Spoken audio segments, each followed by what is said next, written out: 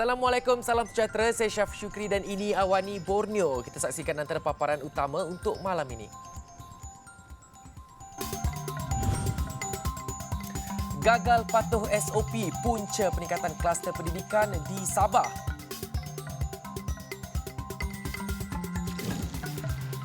RNR di Sarawak ikut pelan ekonomi digital. Tarian Singa pastikan keselamatan ahli penonton.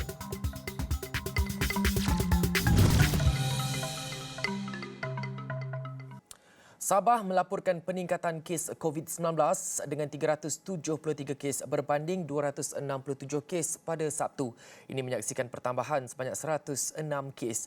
Menerusi kenyataan Jurucakap Kerajaan Sabah berkaitan COVID-19, Datuk Seri Masidi Manjun, 5 daripada 17 kluster aktif di negeri itu menyumbang keseluruhan 65 kes. Sementara kluster Jalan Seri Balong di Tawau menyumbang 41 kes sekaligus sebagai kluster yang mencatat kes positif tertinggi hari ini.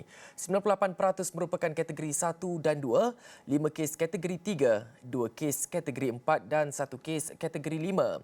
Manakala di Sarawak, 18 kes COVID-19 dilaporkan dengan 6 kes berada pada kategori 1 dan 12 kes kategori 2. Berikutnya, ketidakpatuhan kepada SOP dalam kalangan pelajar di sekolah dan asrama dilihat menjadi antara faktor tercetus kluster institusi pendidikan di Sabah. Pakar Perubatan Kesihatan Awam Universiti Malaysia Sabah UMS, Profesor Madya Dr. Syed Syarizman Syed Abdul Rahim berkata, bagaimanapun 99% kes yang dikesan adalah kes bergejala ringan. Kita dapat lihat memang terdapat peningkatan kes dan juga kluster yang berlaku dengan adanya pembukaan sesi persekolahan. Dan memang ini sesuatu yang kita dapat jangkakan apabila COVID-19 memang sudah lama berada di peringkat komuniti. Majoriti daripada kes yang sekarang ni ada, lebih 99% yang kita lihat sekarang merupakan kes gejala ringan.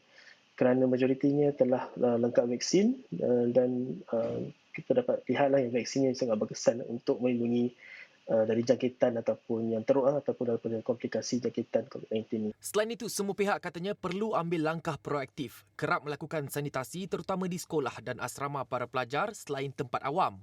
Malah Dr. Syed turut menasihati ibu bapa pantau kesihatan anak masing-masing. Ini termasuklah kepada ibu bapa, kalau anak yang tidak sihat, kita janganlah hantar ke sekolah. Dan ibu bapa sendiri boleh melakukan ujian kendiri bagi anak-anak yang bergejala. Manakala di sekolah, mungkin boleh mengadakan latihan untuk persediaan supaya boleh mengambil tindakan segera bagi pengasingan kes dan juga kontak rapat COVID-19.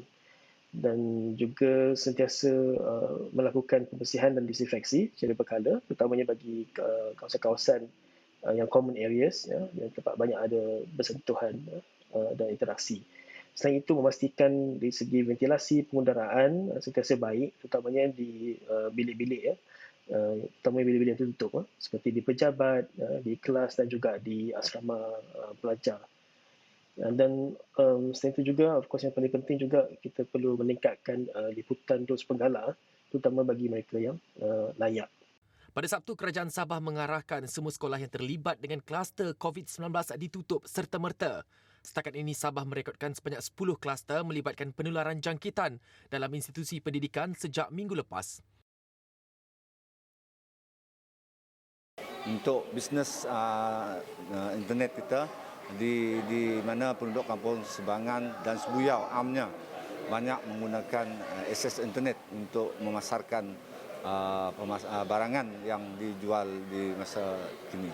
Kita mengharapkan ia dapat membantu pihak penduduk kampung dalam berusaha untuk meninggikan lagi mutu pendapatan dan dari segi pendidikan yang dapat dilaksanakan secepat mungkin. Kami lah mendapat membesarkan sikitlah tempat tu sebab susah sikit kami nak nyimpan barang ataupun stok yang lain. Kami nak restock barang lebih banyak ke apakah. Terus senang kami nyimpan nak barang apa semua. Lagipun kami nyimpan nak barang pun macam ada sulit sikitlah ataupun tambahkan tempat untuk parking, mudahkan sidaknya parking. Sejajar dengan pembukaan jalan pesisir dan lebuh raya Pen Borneo, para peniaga di kawasan Samarahan berharap ruang rehat dan rawat RNR punyai fasiliti lengkap. Selain ruang yang luas, tempat letak kereta dan pusat aktiviti belia, jaringan internet juga antara yang diharapkan para peniaga. Bagi Menteri Utiliti dan Telekomunikasi Sarawak, Datuk Julaihi Narawi, kementeriannya sedang merangka konsep kawasan RNR yang sesuai untuk dibangunkan di laluan pesisir dan lebuh raya Pen Borneo. RNR berkenaan perlu direka mengikut pelan ekonomi digital dan boleh beroperasi dengan lebih efisien. Laluan ini, kawasan ini akan menjadi RNR untuk mereka yang lalu di kawasan ini. Jadi bila mereka berhenti sebentar, maknanya mereka berhenti boleh menggunakan kemudahan. Itu satu. Kedua, bila kita convert kawasan ini menjadi mini digital hub, ianya boleh digunakan oleh penduduk tempatan sama ada golongan belia ataupun yang ingin mengembangkan aktiviti industri kecil sederhana ataupun mungkin perkhidmatan yang ada kaitan dengan post office lah. Jadi ya, e-commerce dan sebagainya lah. Jadi saya minta mereka membuat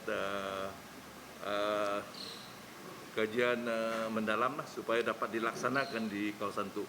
Projek tersebut dilaksanakan dengan kerjasama Suruhanjaya Komunikasi dan Multimedia Malaysia SKMM dan Lembaga Multimedia Sarawak SME.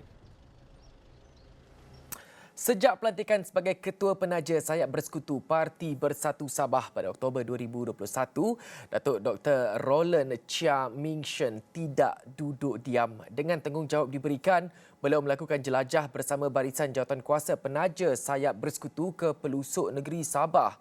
Semuanya untuk mendapatkan input masyarakat bukan Bumiputera kepada kerajaan selain kesedaran penglibatan dalam politik. Dalam tempoh kurang 4 bulan, rata-rata masyarakat bukan Bumiputera mahukan platform baru yang baik dan inklusif. Semasa jelajah saya bersama pegawai-pegawai saya dan juga ahli jawatankuasa Sayap Bersekutu Sabah di seluruh negeri Sabah, saya nampak ada tarikan daripada kaum bukan Bumiputera untuk menyertai Sayap Bersekutu Parti Pribumi Malaysia. Khasnya di negeri Sabah yang mana mereka menganggap ini satu platform yang amat baik untuk mereka dalam berkecimpung dalam politik. Dr. Ronald beri jaminan kewujudan Penaja Sayap Bersekutu Bersatu Sabah bukan klise. Sebaliknya mereka mahu jawatankuasa yang dilantik beri fokus dalam menyatu padukan rakyat pelbagai kaum di Sabah.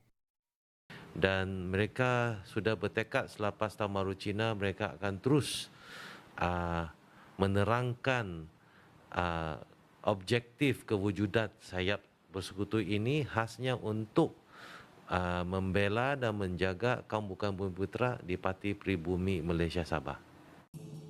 Sempena perayaan Tahun Baharu Cina, Dr. Ronald menyeru masyarakat Tionghoa mematuhi SOP yang ditetapkan.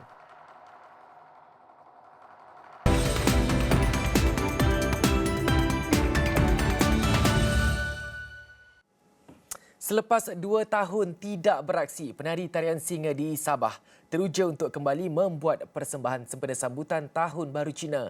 Namun keselamatan ahli serta penonton tetap jadi keutamaan. Justru aspek pematuhan SOP tetap dititik berat sepanjang masa. Ketua Kumpulan Tarian Singa Fuk Tet Kung, Kok Jimmy Yong Chai Min berkata, mereka telah menggunakan tempoh berehat itu untuk memperbaiki serta mempelajari kemahiran tarian baru bagi memastikan mereka sentiasa berada dalam keadaan sedia. Untuk kita buat persiapan untuk buat macam kita mau kena train semua, ambil masa dalam 3 bulan begitulah. Itu pun tengok kita punya ahli-ahli lain yang mempunyai pengalaman. So kalau dia sudah mempunyai pengalaman, maksud yang pernah buat ni persembahan, dia tidak ambil masa yang lama. Bentuk training dorang macam training yang lompat tiang semua tu. Ada juga yang dibawa limau, makan limau sama kan. Itulah. Ko Jimmy secara peribadi berkata minatnya dalam dunia tarian singa sudah bermula seawal usia 12 tahun. Hasil minat dan latihan, dia kini mempunyai kumpulan tersendiri. Dia cuma kita punya tradisi Cina untuk ini lion dance, membuat satu persembahan sebagai kita punya maksud kita punya tradisi lah Cina untuk buat persembahan tarian singa lah. Bidang tarian singa ni dari umur 12 tahun. Dari umur 12 tahun lah. Dari kecil lagi lah. Saya sebagai pemain saya lah. Sekarang jadi satu leader lah. Bawa ini tarian singa dari awal sampai ke hari inilah. Sabah membenarkan persembahan tarian singa dan naga dengan pematuhan SOP yang ketat sempena sambutan Tahun Baru Cina yang akan diadakan pada minggu hadapan. Pandangan sama turut diberikan pasukan Persatuan Tarian Naga dan Singa Zhejiang Ruyi dari Bau, Sarawak. Tahun ini mereka boleh kembali beraksi untuk tarian singa dan naga. Ini juga peluang kepada mereka untuk jana pendapatan tambahan selain membayar kos penyimpanan barangan serta pakaian untuk tarian singa dan naga tersebut. Itu SOP untuk Chinese New Year 4 hari dengan Cakome punya. Kami sudah okey lah, sudah jadi boleh keluar. Asal boleh keluar saja. Kalau tidak keluar, tahun ini kami ada susah sikit kerana kami ada sewa tu bilik untuk letak talian-talian singa ini. So kalau tidak ada keluar tim, tahun ini kami punya tu yang memang tidak cukup lah itu duit lah. Ya, so ada susah sikit. Kalau ada keluar 4 hari, kami sudah gembira sudah. Ya, sudah boleh keluar. Malah kata Zulfu, peluang itu turut dikongsikan bersama rakan-rakan lain yang berminat tidak kira kaum dan agama. Malah pasukannya turut mengambil ahli-ahli secara terbuka dengan memanfaatkan media sosial di samping berkongsi budaya masyarakat Cina dan mengajar mereka tarian budaya tersebut. Sebenarnya kami dari kecil berminat lah dengan line dance tu. Sebabnya bukan sekadar tradisi Chinese pun budaya apa. Nya boleh untuk orang-orang kena seni. Ya, semua kaum boleh join lah.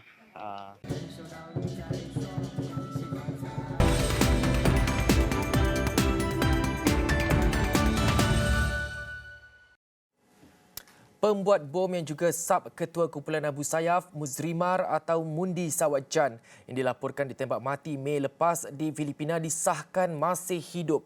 Perkara itu dimaklumkan oleh Komander Kawasan Keselamatan Khas Pantai Timur Sabah Eskom, DCP Hamzah Ahmad menerusi satu kenyataan media hari ini. Katanya status Muzrimar yang dikehendaki di Eskom disahkan hasil perkongsian maklumat daripada Pasukan Keselamatan Filipina melibatkan Joint Task Force Sulu JTFS serta Western Mindanao Command J2 Westmincom. Muzrimar atau Mundi Sawatjan disahkan masih hidup susulan beberapa siri pertempuran dan pertembungan pihak Pasukan Keselamatan Filipina dengan suspek sejak Julai 2021. Hamzah berkata susulan itu, Muzrimar yang dikeluarkan dalam senarai individu dikehendaki Eskom pada tahun lalu, kini disenaraikan semula sebagai suspek dikehendaki membabitkan kes penculikan untuk wang tebusan di Zon Selamat Timur Sabah S-Zone. Muzrimar juga merupakan anak saudara kepada pemimpin kanan Abu Sayyaf iaitu Hatib Hajan Sawatjan dan selain itu mempunyai kepakaran membuat bom serta perancang letupan bagi beberapa insiden di Jolo, Filipina pada tahun 2020 termasuk insiden letupan bom di The Our Lady of Mount Carmel Katedral Jolo. Baru-baru ini tercetus persoalan berikutan kenyataan Eskom menyenaraikan semula Muzrimar antara 20 suspek warga Filipina dikehendaki terkini sedangkan dia dilaporkan telah ditembak mati. Bila dengan itu sekian Awani Borneo untuk hari ini. Saya Syaf Syukri. Assalamualaikum dan salam hormat.